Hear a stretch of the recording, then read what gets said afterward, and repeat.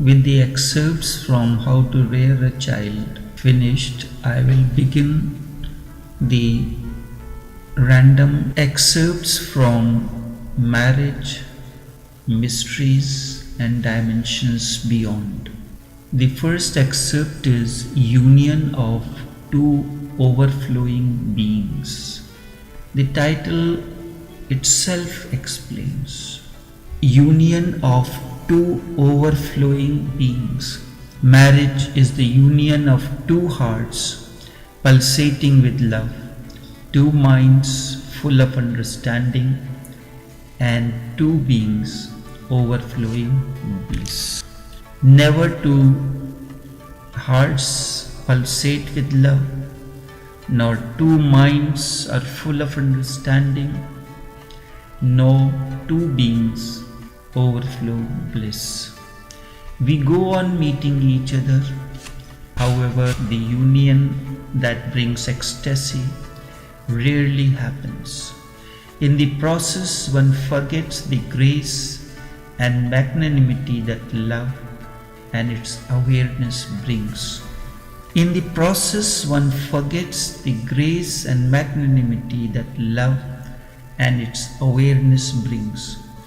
Look all around, there is harmony, a synergistic harmony in the existence. However, all our meetings happen on the surface. We meet and yet still there is no meeting. How can a broken heart dissolve into another broken heart? Such is life. This we call marriage. There is a beautiful composition from the Hindi poet जिगर मुरादाबादी. आदमी आदमी से मिलता है, दिल मगर कम किसी से मिलता है. भूल जाता हूँ मैं उसके सितम, भूल जाता हूँ मैं सितम उसके, वो कुछ इस सादगी से मिलता है. आज क्या बात है कि फूलों का रंग तेरी हंसी से मिलता है. मिल के भी जो कभी नहीं मिलता, टूट कर दिल उसी से मिलता है. Every moment man meets another man. Seldom two hearts meet and merge.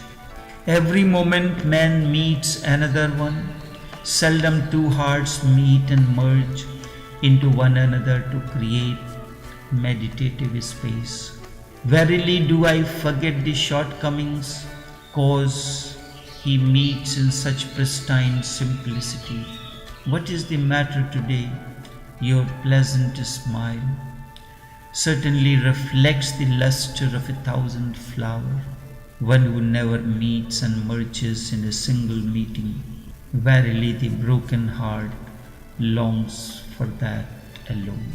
I have chosen this composition of Jigar Muradabadi as flowers to create garland of meditation, and while taking you through the realm of the energy field of the Master, explain the essential man. It is the essential prerequisite for inner harmony. When emotions are harmonized within, you overflow it in the outer world. You share your bliss with your partner and anyone you come in contact with. This is essential for human relationship. George Gurdjieff has given a beautiful classification of man. Whenever anyone would ask him about man, he would immediately stop and say, "Do not ask about man. First tell me the number. Man number 1, number 2, number 3, number 4, or man number 5. Which man do you mean when you say man?" He had classified man into 7 types, and he was perfectly right. Nothing can be said about man because nothing exists like man in man. A few are man number 1, a few are man number 2, and a few are man number 3. Entire creation, plants, animals, all live in their nature. It is only man who does not live in his nature. No animal tries to be something else.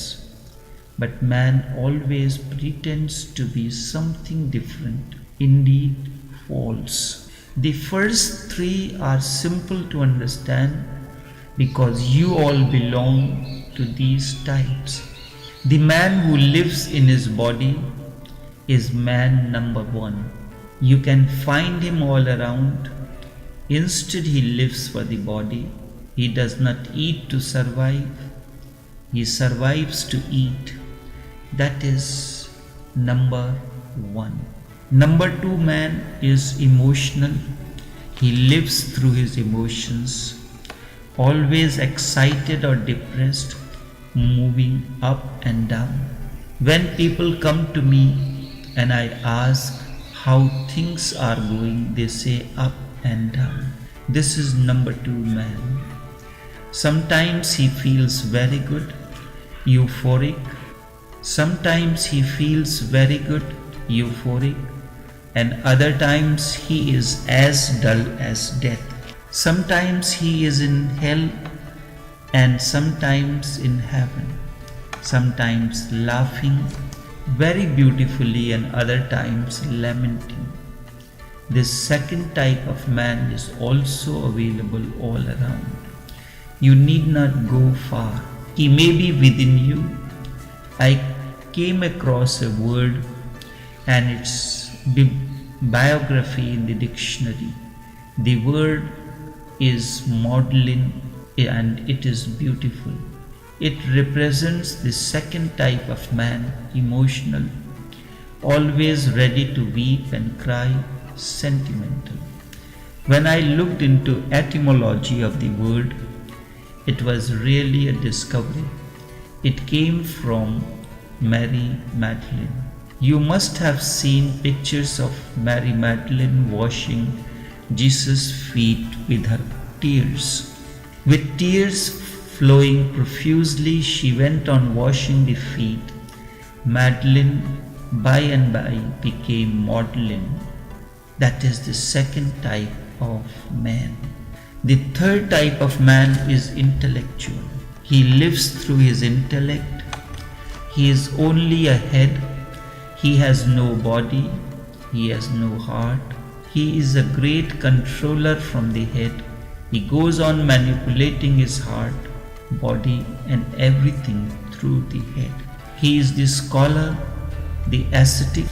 He is the scholar, the ascetic, the pandit, the man of knowledge, memory, logic and philosophy. This third type of man controls the whole world. But these three types are all on the same level. Basically, there is no difference. These three types of men are always available everywhere. The third type exists more as male. The second type exists more as female. And the first type exists as both. And these three types represent you as well. You cannot find them in their purity. They are mixed up. If you can find a man who has these three things absolutely separate, he is the fourth type of man. Such a man is the yogi, the fakir or the mystic. He has separated his being into different layers. Now when he is in the body, he is in the body. Then he does not allow emotions to interfere with it or the head to control it. When he is in his emotions, he does not allow his head or the body to interfere in it. It is like when people are eating, the food nourishes the physical body, but that time eating food, sitting in the restaurants, enjoying a meal, we go on talking about philosophies, we go on talking about many things, politics, what we did yesterday, what type of food did we eat the last time in our outing. This is how we live. When he is in his body, he is actually in his body. When he is eating, he is simply eating. In fact, he has become the eating. Then he does not allow emotions to interfere with it or the head to control it. When he is in his emotions, he does not allow his head or body to interfere in it. He is not adulterated. Everything is clean and crystal clear in him. You can rely on him. When he thinks, he thinks. Then he does not allow his emotions to interfere. In that case, the emotions become clouds and they do not allow clear thinking. This is the reason women cannot think as clearly as men. They belong more to the second type, Mary Magdalene. Any little situation comes in, they become very emotional and they use the emotions to carry on their work. They are so much full of emotions. I have rarely come across a woman whom I could say is intelligent in the real sense of the word. It is almost impossible because whatsoever she thinks, in fact she never thinks. Her thinking emanates out of emotions. Deep down is emotions. She emotionalizes her thinking and reason simply follow. She emotionalizes her thinking and reason simply follows like a shadow. She is never unprejudiced. She cannot be just a watcher, a judge, a spectator. No, certainly not. She will get involved. A man can be a watcher. That is why more scientists, more philosophers, more logicians are men. Except for Madame Curie, women have not produced much. And I suspect that Madame Curie must have had more male hormones than any other woman. They are not like three layers, one on top of another. Instead, these are divisions on the same plane. And now these have got mixed up. They have to be separated. The fourth type is the man who has separated his being, who has assigned to each center its own work. Unless he does this, everything is intermixed and nothing functions well. Your sex center is a body center. You can fall in love with a woman of a different religion, caste or creed. Emotions do not know this. A Hindu can fall in love with a Muslim. Now emotions do not know, but the reason knows that she is of a different religion. This is how you can see the difference. The body knows nothing. Emotions are not rational, but mind reasons it out. Emotions are not rational, but the mind reasons it out. And the mind will immediately interfere. It will say, look somewhere else. This woman is not for you. She is a Muslim and you are a Hindu. How can you marry a Muslim woman? Or she is so poor and you are so rich. How can you marry such a poor woman? What will people say? The head interferes always with emotions. Now you suppress it and you try to fall in love with a woman who is of your own caste. But no one can fall in love with effort. With forced effort, it can at the most be a marriage, never a love affair. It will always be impotent. It will not have that intensity. You go on continuously interfering. The body says, I am hungry, but you say, this is not the time. When the body says, I am not hungry, you go on forcing food into it because you say, now is the lunch time and there can be no other time. So this is the time and you have to eat now. Gurdjieff used to say that all these three centers are intermixed, and that is why you are so confused. No clarity exists in you. No clarity exists in you. No clarity exists in you. Everything is confusion and a smoke. No flame exists in you. So the first thing Gurdjieff used to do was to bring each center to its own functioning. Stop trespassing. Let the body function as the body. Let the emotion functions as the emotion alone. And also let the head function as the head. And do not allow them to interfere with each other. Otherwise you will be a total chaos. You will not have a center. Then you will live in confusion and you will die in confusion. You will be a sheer wastage. As the journey continues, it is indeed the search for the essential man, the man of awareness. Bowles used to call it as Adhar Manush, the base human or the essential man. The fourth type of man comes into existence when the centers start functioning in their own territory and do not trespass. This takes long effort. The fourth type of man will be rare for you to find. However, in some yogis and in some Sufi mystics, you can find this fourth type of man. Still the fourth type exists. The fifth type is still rare. The fourth simply sorts out the three levels, the three layers, and makes them function according to their original nature with no interference, no outside domination either.